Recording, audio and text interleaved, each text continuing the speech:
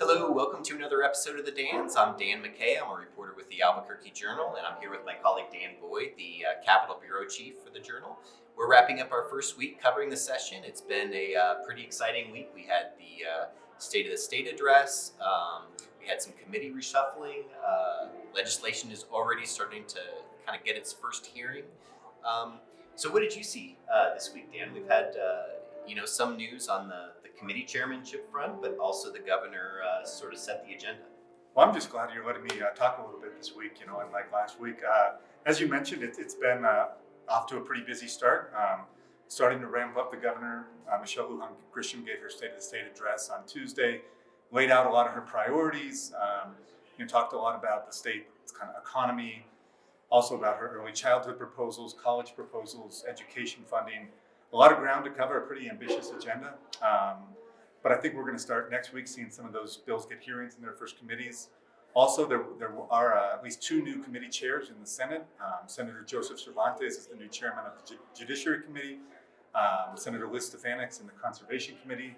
And also Senator Gabriel Ramos in the Indian Affairs Committee. So that'll be interesting to see how those kind of affect how bills fare in those committees and kind of the order they're heard. Yeah, one of the interesting things about the legislature is the power of the committee chairman or chairwomen to sort of control the flow of legislation that moves through their committees. So having some reshuffling can be something that makes an impact. Another thing we're seeing this week is the development of the budget.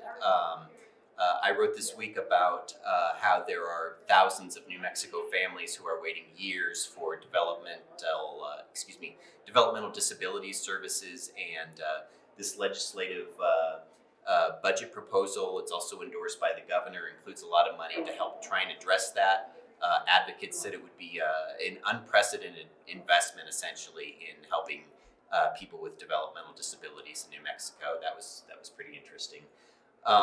So looking ahead to next week, it looks like we're going to have some pretty important legislative hearings. What are you getting ready for? Yeah, already next week, a couple of really high-profile bills. One, legalizing recreational marijuana, is supposed to be up in a Senate committee on Tuesday.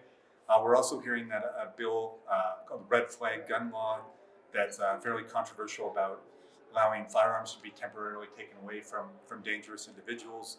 That could also be heard next week in committee. So I think the governor, she mentioned she's been meeting with a lot of legislators, trying to get them on board with some of her agenda. And we're going to really see in earnest next week, get a sense for how these bills are going to fare, and if some of them are going to kind of be on the fast track, or if they may really get bogged down and have a hard time advancing.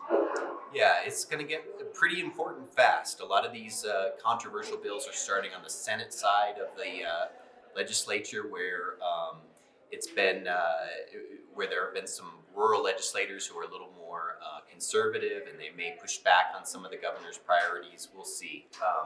In case, we did want to say thank you for following our work in the Journal. We appreciate anyone who reads our work, shares our work.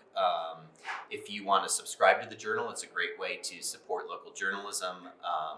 And we look forward to talking to you guys next week. Yeah, and in a 30-day session next week, we'll already be third of the way through the session. So it's going to get fast and furious here.